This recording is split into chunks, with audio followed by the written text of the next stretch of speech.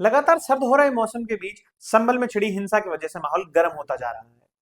संभल देश के पश्चिम क्षेत्र में स्थित एक छोटा सा स्थान है जहां एक विवादित ढांचा है।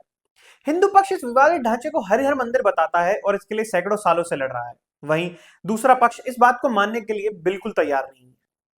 जहां भगवान कल्कि का अवतार होना था, उस जगह पर एक मंदिर का निर्माण किया गया था जिसे हम सब लोग हरिहर मंदिर के नाम से जानते हैं। और इस विवादित ढांचे की जगह पर भगवान शिव और भगवान विष्णु का प्राकट्य पाया गया था, इसलिए इस जगह को हरिहर मंदिर का नाम दिया गया। लेकिन क्या यह विवादित ढांचा ही हरिहर मंदिर है? इस बात को जानना बहुत ही आवश्यक है। तो नमस्कार, मैं सार्थक भारद्वाज, खबरें आज तक से आज आप सभी के समक्ष यह मुद्दा लेकर आया हूं। और आज की वीडियो में हम पूरा सच जानने की कोशिश करेंगे और साथ के साथ यह भी जानेंगे कि क्या वह विवादित ढांचा ही हरिहर मंदिर है। क्या बाबर ने हरिहर मंदिर को तुड़वाकर वहां पर एक मस्जिद बनवा दी थी? तो आइए जानते हैं पूरा सच। संभल हिंसा के मामले में बिल्कुल वैसा ही हो रहा है जैसा कुछ दिन पहले यूपी के उपचुनावों की वोटिंग के दौरान हुआ। आधे अधूरे वीडियो शेयर किए जा रहे हैं और पूरा सच कोई नहीं बता रहा है। जैसे अखिलेश यादव ने एक वीडियो शेयर किया जिसमें पुलिस लोगों पर आंसू गैस गोले दागते हुए नजर आ रही है और इस वीडियो के जरिए यह भी कहा गया कि पुलिस लोगों पर फायरिंग कर रही है। इसी के साथ अखिलेश यादव ने एक और बयान दिया जिसमें उन्होंने यह कहा कि यह सभी दंगे जो हैं ये भाजपा ने कराए हैं, यह सभी दंगे भाजपा द्वारा निर्देशित हैं, यह सभी दंगों के पीछे भाजपा का हाथ है क्योंकि भाजपा ने सही तरीके से लॉ के हिसाब से सर्वे नहीं कराए हैं। इसी के साथ उन्होंने यह भी कहा कि भाजपा ने अपने उपचुनावों में हुए दंगों को छुपाने के लिए इन सभी दंगों को भड़काया है। लेकिन क्या यही पूर्ण सत्य है? लेकिन क्या सच में यह सभी भाजपा निर्देशित है? हम इस बारे में अवश्य बात करेंगे और इसके बारे में भी असली सच जानने की कोशिश करेंगे। लेकिन उससे पहले आप ये एक छोटा सा क्लिप देखिए जिसमें अखिलेश यादव ये सब बयान देते हुए नजर आ रहे हैं। एक और गंभीर घटना हुई है जिसके बारे में आपको जानकारी होगी। संभल की सर्वे हो चुका था, चुनाव की चर्चा न हो पाए, हमारी आपकी प्रेस गड़बड़ा जाए, इसलिए जानबूझ करके सुबह सर्वे की टीम भेजी है जिससे माहौल खराब हो जाए, कोई चुनाव पर चर्चा न कर सके। और जो जानकारी मिल रही है उसमें जानकारी है कि कई लोगों को चोट पहुंची है, कई लोग घायल हैं और एक नौजवान नईम उसकी जान चली गई है। आखिरकार जब सर्वे हो चुका था मस्जिद का, तो दोबारा सर्वे क्यों करा ये सरकार, और वो भी सुबह और बिना तैयारी के? कानूनी और कोर्ट के जो प्रोसीजर उसमें मैं नहीं जाना चाहता हूं कि दूसरे पक्ष की सुनवाई नहीं है, कोई सुनने वाला नहीं दूसरे पक्ष को। और ये जानबूझ के इसलिए किया है कि आज किस बात पे चर्चा हो, किस इमोशन पे चर्चा हो,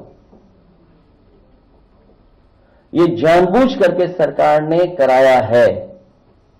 ये जो संभल में हुआ है, बीजेपी सरकार प्रशासन सब ने मिलकर कराया जिससे कि चुनाव के धांधली पर, चुनाव की बेईमानी पर चर्चा न हो सके।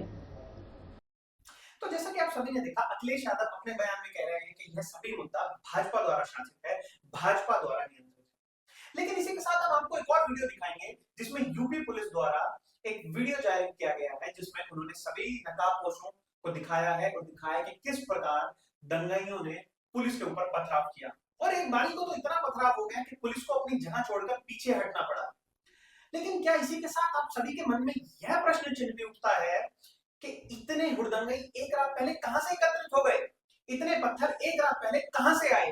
तो क्या इसी के साथ साथ यह सवाल नहीं उठता है कि यह दंगा भी एक तरीके से नियंत्रित ही है और ये दंगाई हमारे पुलिस भाइयों के ऊपर भी जो पथराव कर रहे हैं, उसी के साथ उससे यह भी प्रश्न चिन्ह उठता है कि क्या यह दंगा भी किसी राजनीतिक पार्टी के द्वारा शासित है?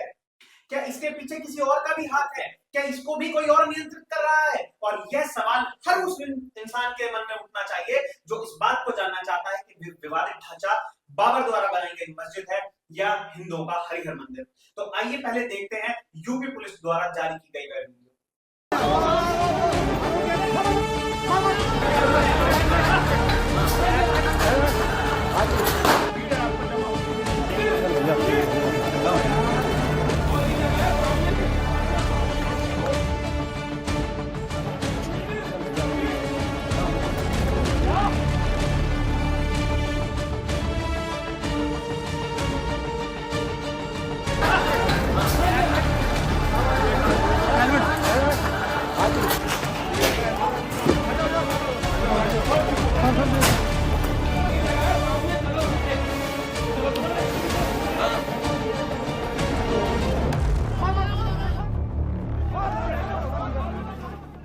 जैसा कि आप सभी ने इस वीडियो में देखा कि किस प्रकार यह विवाद इतनी बड़ी हिंसा का रूप ले चुका है, लेकिन हिंदू पक्ष इस विवाद को पहले ही सुप्रीम कोर्ट के समक्ष ले जा चुका है, जहां पर हिंदू पक्ष ने अपनी दलील देते हुए कहा कि यह बात सिर्फ हिंदू पक्ष नहीं कह रहा है कि यहां पर पहले हरिहर मंदिर हुआ करता था, बल्कि बाबर ने बाबरनामे में भी इस बात को लिखा है।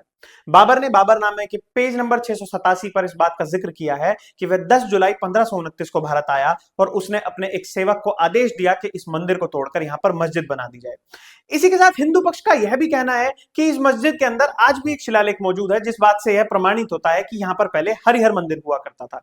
इसी के साथ हिंदू पक्ष ने एक और सबूत सुप्रीम कोर्ट के समक्ष रखा, जिसमें अबुल फजल की किताब आईने अकबरी में लिखा है कि यहां पर पहले हरिमंडल हुआ करता था, जिसका मतलब है कि यहां पर पहले भगवान विष्णु का मंदिर हुआ करता था, जिसका 10वां रूप यहां पर अवतार होगा और उसके बाद कलयुग समाप्त हो जाएगा और सतयुग की शुरुआत होगी। इसी के साथ साथ हिंदू पक्ष ने सुप्रीम कोर्ट के समक्ष एएसआई की एक रिपोर्ट भी रखी है, जो कि 150 साल पुरानी रिपोर्ट है, जिसमें यहां पर मंदिर होने का जिक्र किया गया है। तो इन सभी तथ्यों से यह तो प्रमाणित होता है कि वह विवादित ढांचा पहले हरिहर मंदिर हुआ करता था, जिसे बाबर ने तोड़वाकर वहां पर मस्जिद बनवा दी। लेकिन इसका अंतिम फैसला तो सुप्रीम कोर्ट ही करेगा। सुप्रीम कोर्ट ही निर्णय लेगा कि वहां पर हरिहर मंदिर बनेगा या वहां पर मस्जिद ही बनी रहेगी। लेकिन इसी के साथ हम आप सभी से यह भी गुजारिश करेंगे कि किसी भी प्रकार के विवादित मुद्दे पर किसी भी प्रकार की हिंसा किसी समस्या का समाधान नहीं है, क्योंकि इंतकाम से सिर्फ इंतकाम ही जन्म ले सकता है। और इसी के साथ हम आप सभी से यह भी गुजारिश करेंगे कि जो भी फैसला सुप्रीम कोर्ट इस मुद्दे को लेकर करेगा वह सभी को माननीय होना चाहिए और वही अंतिम निर्णय होगा। इसी के साथ हम आप सभी से गुजारिश करेंगे कि आप अपनी अपनी राय कमेंट बॉक्स में जरूर लिखें और हमें बताएं कि क्या यह विवादित ढांचा हरिहर मंदिर है या फिर बाबर के द्वारा बनाई गई मस्जिद। धन्यवाद हमसे जुड़ने के लिए। आप इसी प्रकार हमसे जुड़े रहें और देखते रहें खबरें आज तक।